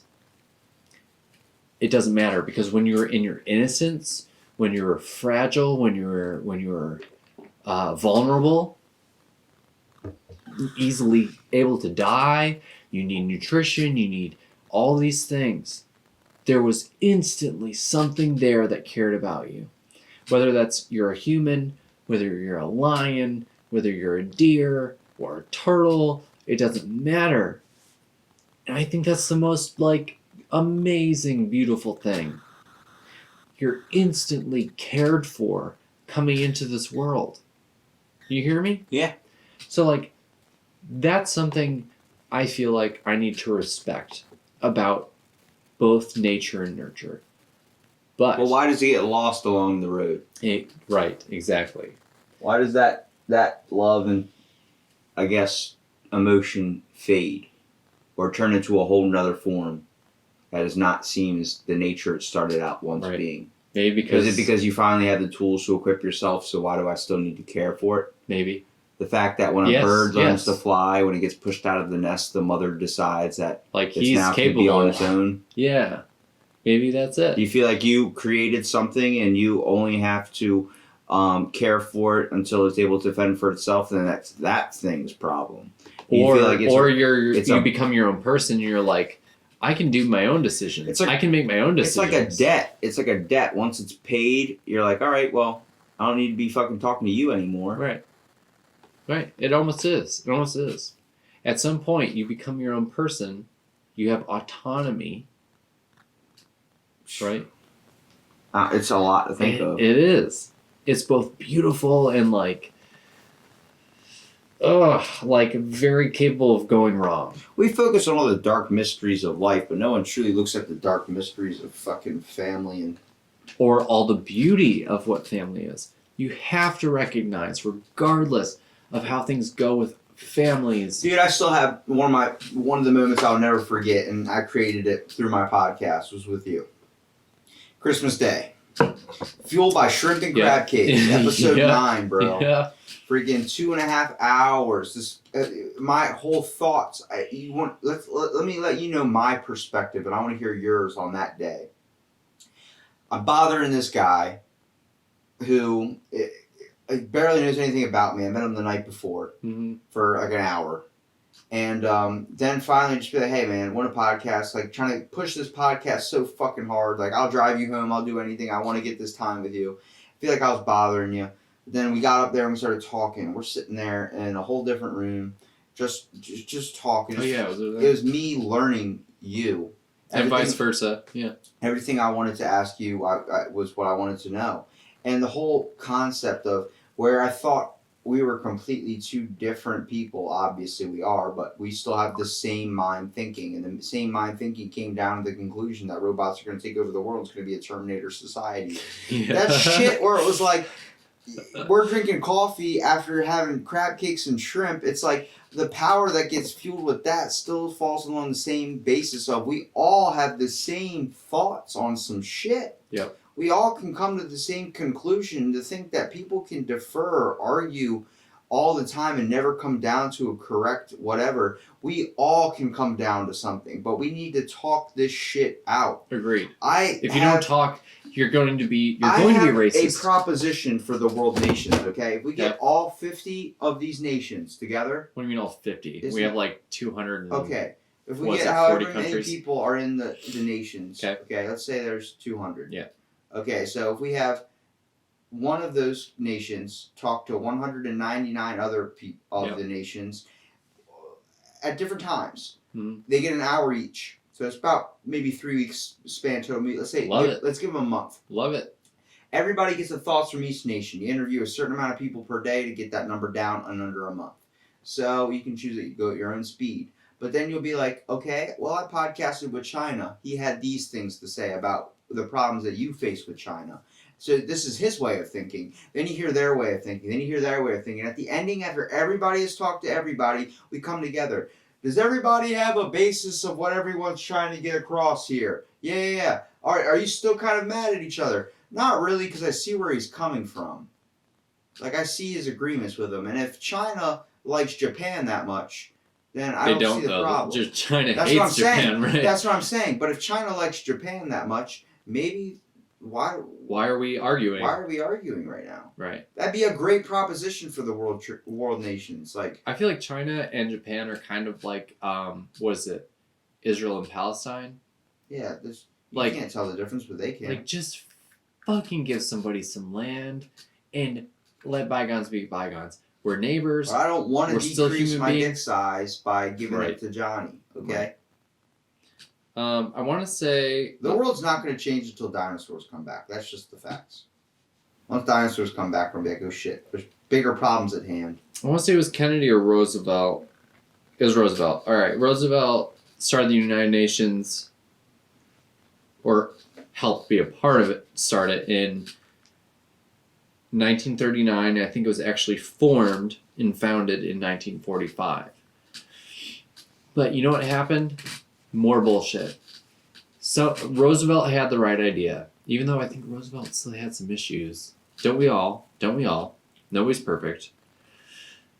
But the UN was exactly what you're talking about. We were all about this idea of we're the United States and we are going to lead the world in showing how to communicate. Here's a spot right in New York City in our own nation. All the nations can just just meet right here and talk, communicate. That is respectable as all get out. But where did it break down? I feel like maybe it broke down under the whole nurture environment. Capitalism and power and greed and selfishness, maybe. Do you think there's just too much obstacles out there that we face that we can't go around? Like a river flowing around a rock? No, I do. I just had this, those random conversations like you have on social media that you're like arguing with people that could probably be bots. Like you're like, this is pointless. Why am I arguing with the entire internet? I had that same idea with somebody else who was like, yeah, maybe we could disarm and dismantle racism in our generation, but like it's unrealistic, so why even try? And I was like, well, you aren't going to help anything, are you? Like, with that attitude, you're just going to continue racism. If you don't try and self-recognize, this is related to the concept of quote unquote, white people. Like when people say like, oh, white people.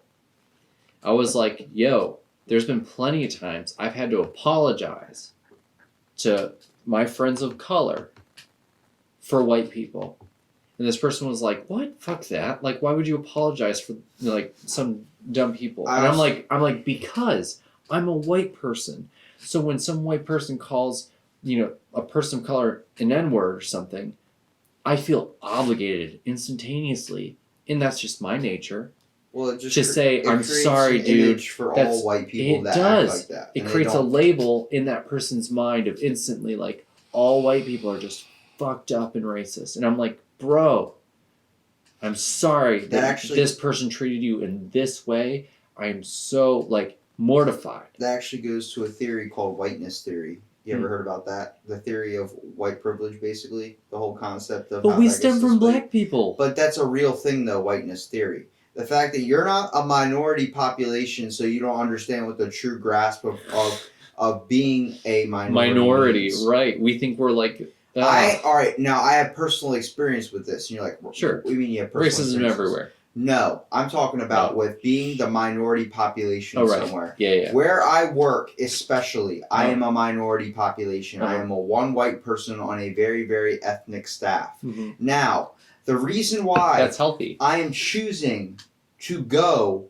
to a college where I will be a minority, where I will be a small percentage of the population being at a largely colored college. It's good for you. The reason why is I'm willing to take that extra 30-minute drive from a closer university is because I want that humbleness. Dude. I want to I like being fucking different. I don't like following. Do I want to go to Salisbury University where there's a Starbucks on every corner? There's a fucking Panera on every corner. That sounds nice. It's an all-white campus. There's nothing but... That doesn't sound nice. I don't want to be Have you seen anything. Salisbury campus?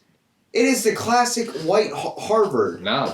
You go to UMES, it's like, it's a school. It's like... Mostly black or something. It's still a good school. The fact is, on their front page, they have a lot of black people on there. Sign me up. Yeah, exactly. Right, yeah. When people see that, be like, it's not as good as this school. And then you see Salisbury University, white kids everywhere on the front cover. It's like...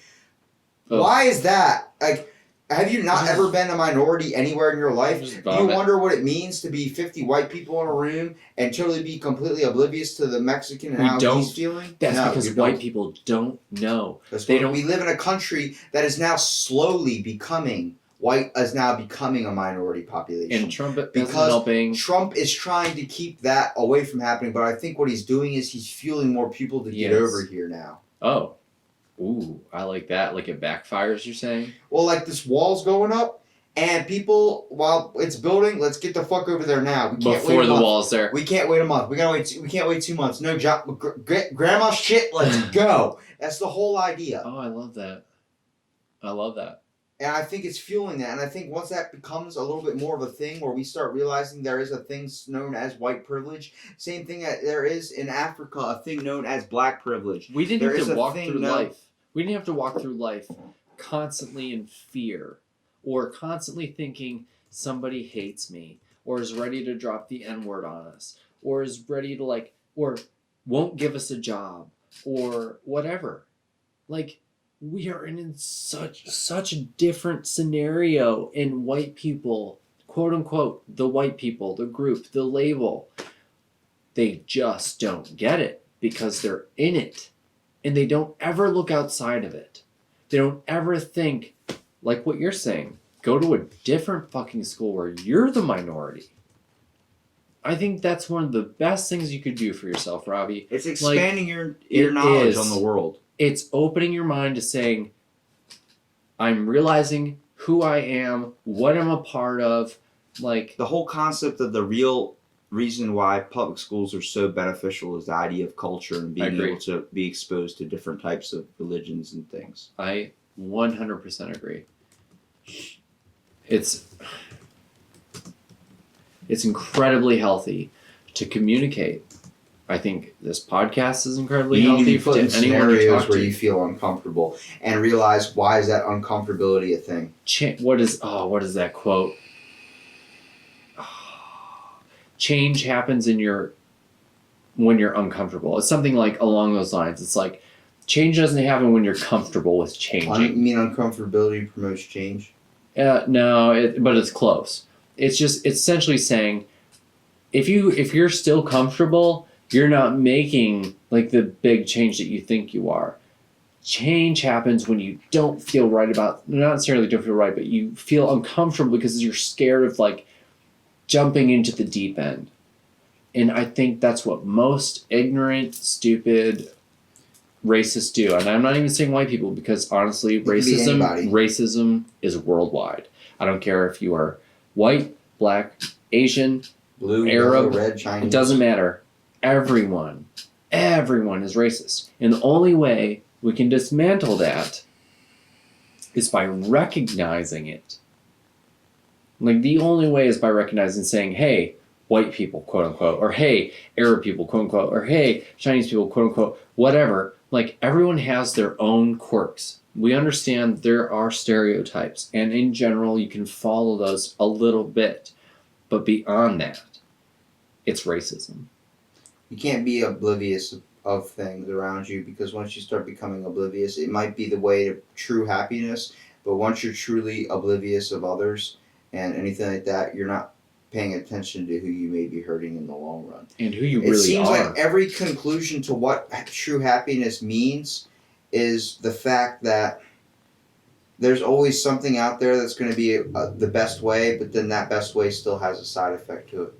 It still has something that has an outcome, or that has a effect to it. With every cause, there is a reaction. There is an effect that leads after it, and whether it chooses whatever one you want to choose that has that. I think the best option is the only option that's going to hurt the less amount of people.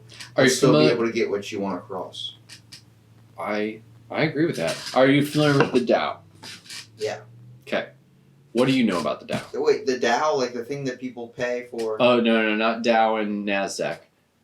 TAO. I don't know anything about that. So that is, I believe, the translation is the way. Oh, Taoism? Yeah, Taoism. Okay, yeah, I know what that is. All right. So I podcasted on that. All right. Church of Taoism. Okay. So, interesting. I didn't know they had necessarily a church, but all the same, Taoism. It's just a religious cover. Right. Sure. But Taoism is probably, in my mind, I'm going to go with, if it's not before Christianity and Judaism, it's probably right around there. It's just, this was like, Judaism was in, Middle East and Europe, and it spread throughout the West and whatever, and then you had the Eastern religions, right?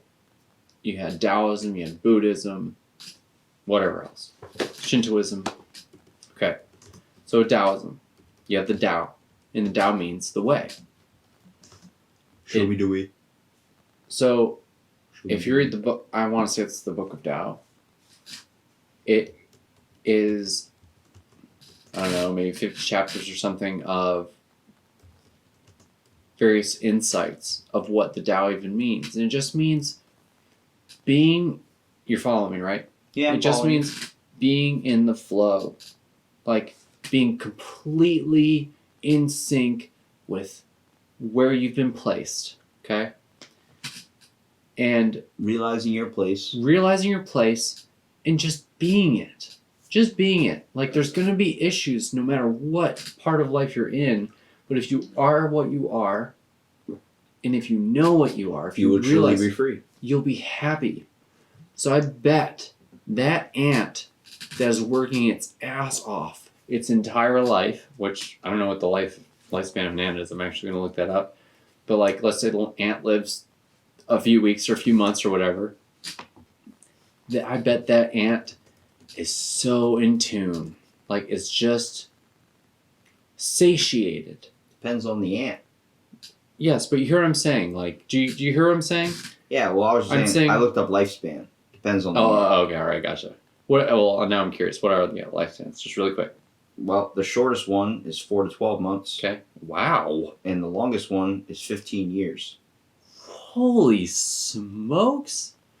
Okay, well, whatever. It doesn't even matter. Let's just go with, like, whatever a gnat, a fruit fly, something that lives, like, seconds. It doesn't even matter. Fire ants only live 5 weeks. Holy smokes. No wonder they hurt regular so much. ant workers that are seen inside homes live to 2 to 3 years. That's amazing. I did not realize. I really would have thought that an ant's life would have been like 8 months. And they breed a lot. Yeah, they do. So, on that note, finding your nature over your nurture, like just vibing, just knowing, hey, this is who I am. You've talked about having a mask. You've talked about having a ruse, and people from other countries have talked about how America does that quite often. That is because of our capitalism, how we judge one another, our racism, all these things. And we can dismantle all that. And I do think, like, maybe it's I do think meditation helps in the sense of you're not listening to the outside shit, you're forgetting the external shit, and you're just quieting your mind and trying to listen to what you are. But if you think of what truly an ant or an insect that falls in this thing that you're stating, they do have something that they bow down to, though. They have like a the queen. Yeah. They have, everything is in towards that queen. Everything is given to that queen. That queen is everything to them. Same with bees. It's the only way they can reproduce. If the ant queen actually dies, an article right here says when the ant queen dies, usually a colony that queen owned only lasts a short amount of time, like 2 weeks, and all the other ants just die. Okay, that's interesting.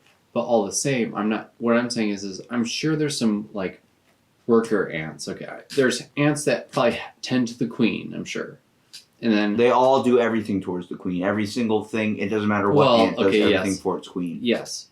Okay, I get that too. But let's just say the worker ants rarely ever see the queen because all they're doing is they're scouting, going to get food. What they do is they bring the food right to her, and they drop it, and they turn around and go right let's back. just say they don't even bring it to her. They bring it to some other ant, and that ant takes care of it to her. Let's just say that for a second, hypothetically. Okay. She's a servant. Like, yeah.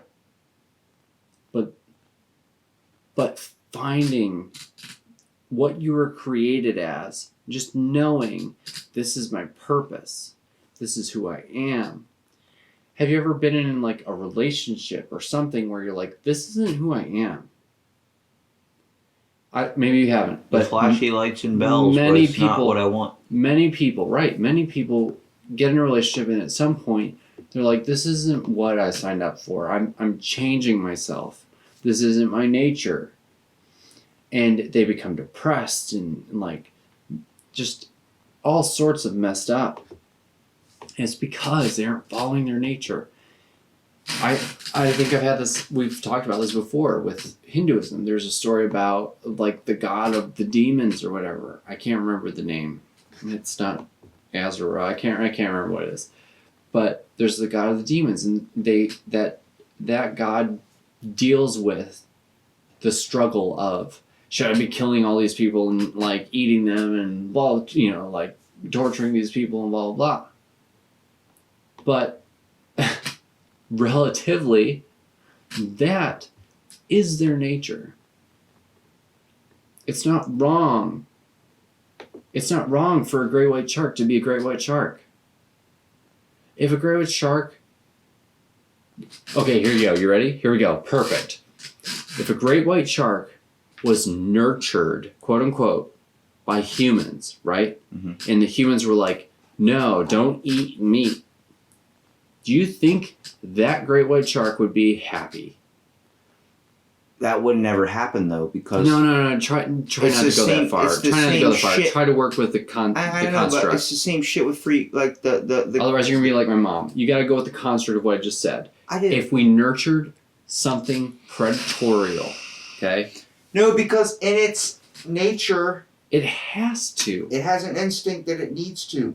Right. You can't listen. There's a concept. I talked about this with a vegan person. He doesn't even believe you can't feed your cat an all vegan diet. The cat needs meat. Mm-hmm. Okay? There are people who put up pictures of their cats following the hashtag vegan cat. You look this up, after 2 to 3 years is the average lifespan of one of these cats. Really? Because towards the end of their 3rd year, they look like Bill Cosby right now. They look with the wonky eye, the fucking decrepit, beat down by everything, because they're starving to death. They cannot function off a vegetarian diet. It is impossible. Not everything is a vegetarian. Because they've been known to be killers. Right. Cats have been They're known carnivores. to be. Yes, they can't survive off all vegan. And the fact that you're willing to just feed them that lifestyle because that's what you believe in, it's like shoveling shit into people's mouths, yes, expecting them to like what you like and follow that's by your wrong. guidelines, even though that's against their nature. Yep, I agree. I like right off the bat, my knee-jerk reaction says that is wrong.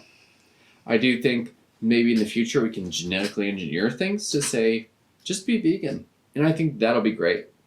But the things that have already come into existence, who aren't programmed that way, they've had millions of years or thousands of years of reinforcement throughout the generations of that we hunt mice, we eat mice, or frogs, we eat flies. You're going to try to give a frog a vegan fly and all this shit? Yeah, maybe it'll live, but you like internally there's going to be something missing because its nature was already pre-programmed to accept something else. There's too many things. I think the real thing in front of us is life has options, but that option menu is hidden. I think there's multiple choices to one thing, but you get the option menu is hidden. There's not choice A anymore, there's not choice B, there's not choice C, there's not choice D. It's just this is the choice. You have this road in front of you. At least I think that's what a lot of people's mindsets are nowadays, and I think that's what society's focusing more towards of, this is how you're supposed to do it, so this is how it's got to be done. Why can't I do it, get it done, but do it in my own way? Why do I have to follow that? Because you say it's faster. It might be faster for you, it's not faster for me. Right. I can create a way around that. I can create a way to get through that. When a problem occurs is the only time we have options, because it all depends on spontaneous situations and spontaneous reactions. When if a fire happens, you have multiple options of what you need to do. Get your people out, get your stuff out, get whatever out, or handle the fire. There's a very few limited choice people that are able to think on feet like that and think right when it happens in front of them, be spontaneous. The fact that we lose our spontaneousness through life is ridiculous. I think that might be the explanation for spontaneous combustion. When you become so normalized and so something where no spontaneous thing is happening, your body just reacts in a way where it's like, fuck, we need to do something. You have that suppression. You have that breakout. I think that society is getting more suppressed in a way. I know we always talk about society. But suppression is a good word. That's what is come to, though. The fact that nurture is suppression. Nurture is suppression of your nature. But nurture is suppression of your nature. These are real, inevitable concepts that are happening around us that we are truly, completely pushing under the cover and being oblivious to, and we're doing it in the wrong manner. We're not being oblivious to life's problems. We're focusing on life's problems. We're not being focused on being happy. We're not focused on any of that. We're oblivious to the wrong things. We need to be oblivious to certain things when it comes to realizing that you're not going to affect everyone, but you can still do your best in what you think you can do, and that will benefit somebody out there. Well, if anything, and this is what matters the most. Small steps. It benefits you. It benefits you. Yeah. Because if it's not benefiting other people, blah, blah, blah, blah, it doesn't even matter. Like, if you're finding And see, this is why people who like the naked dudes in India who are running around like crazy people. Don't talk shit on Tacumba. I'm not. I'm saying They don't want people. there's the concept of enlightenment. Some of these people are straight seen batshit crazy. That's the power of enlightenment, though. But right, when you realize clothes you've are absolved some of these nurture things, and you realize not everything is right and wrong. Like it's very, very relative. People will never truly not give a shit until you can walk around naked with a small penis and not give a fuck. Well, they won't give a shit anyway. They'll just be like, that's just a random homeless dude who's crazy walking around with a small penis. Or is that a man who's reached a level of enlightenment where he realizes clothes are bullshit? Exactly. In fact, I have to cover up, and that has to be the way. Why can a guy be shirtless but a girl can't be shirtless? This person's like, hey, this is who I am naturally. I am human. I don't need a cloth to cover up. Where did this concept... But even from the start, we had that. We had leaves. But that's Western thinking. And Hinduism came far before Judaism in the West. In the East, Hinduism, Zoroastrianism, actually that was the Middle East, I think. But all those things. Well, even Buddhism was before Christianity. Maybe not Judaism, but Christianity. Hinduism found that. They found something about the core, the nature. And there is something there that, although it's messed up in this perspective of capitalism, of trying to make money, of being successful, and this and that, and power and whatever, it's all a ruse. And I think Hinduism saw through that before capitalism even really blew up. There's a bigger plan at hand, and I think when everyone tries to figure out what the true answer or meaning is the only true answer to themselves, not for others. Say it again.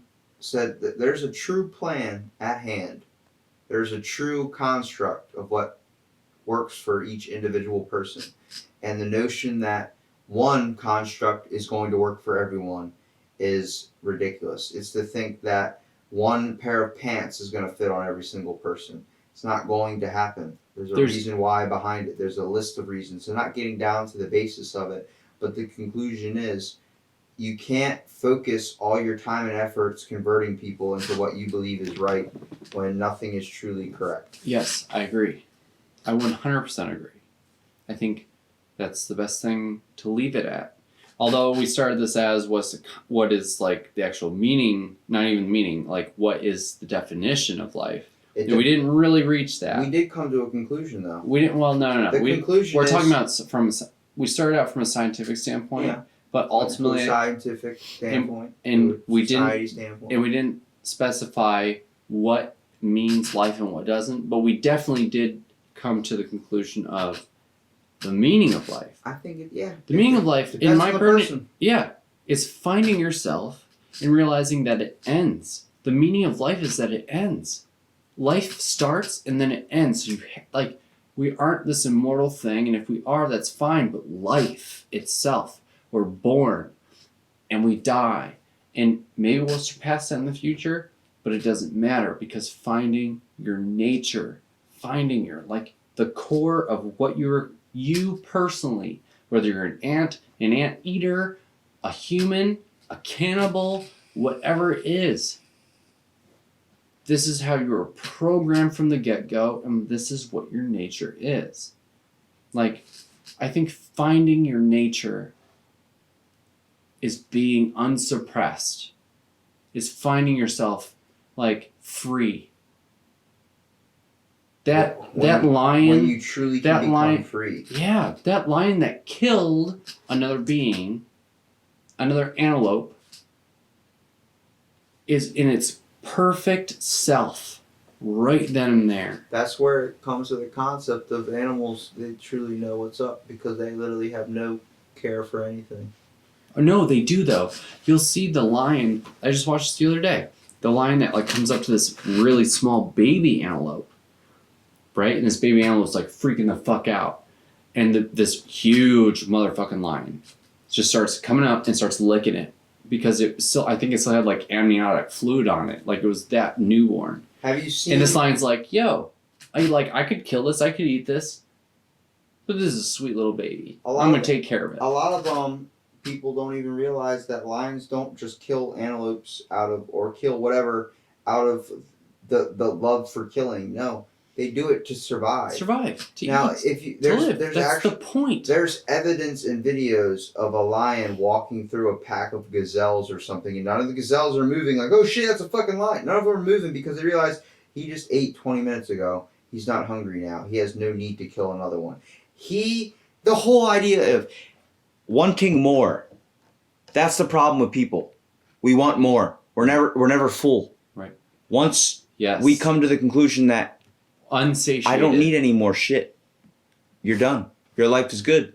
Because once that happens, you realize, what the fuck am I doing? I have enough. And the Buddhists and the Hindus who give up everything, I respect for this one reason, because they've realized that exact thing. They realize they're satiated. They found their nature. They went deep inside versus the exterior. They went deep inside and they found that satiatedness. Like they found fullness and completeness. And they were like, you know what? I don't need like all the other programming. I don't need the nurture because I found my nature. And I don't know. The concept of life, the true way to end this would be, are we ever going to be full? Are people ever going to come to the conclusion that we don't need another plate? Or is the buffet just too damn appetizing? Well, I mean, I'll get another plate if I'm signing up for a buffet. That's the nature of a buffet. Yeah. It's all you can eat. But there are those people who are stress eaters. Fill a void. To fill a void, and they never are satiated. Everyone's filling a void, whether you're a stress eater or not. It comes in different forms. But it never fixes it, does it? No. And that's what I respect about the people who decide to just give up everything that seems fancy, everything that seems great, everything that seems lush. I wouldn't call it giving up. I'd call it an understanding of what truly the word meaning means. I think some people do it before they actually understand. I feel like I was close to that point where I was ready to be just everything, celibate, and just maybe not a monk, but somebody like a hermit. Like just I don't want or need anybody else. I don't want any other outside influences. I just want to be me.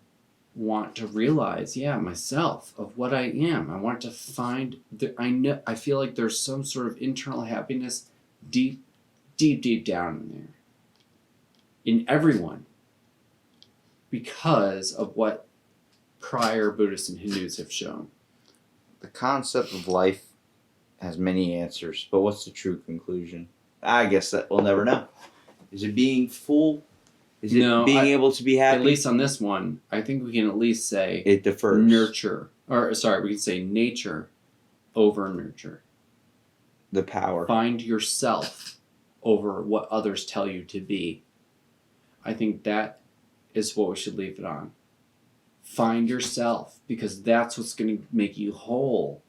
You're not whole until you know like what you are and who you are and can be comfortable with who you are.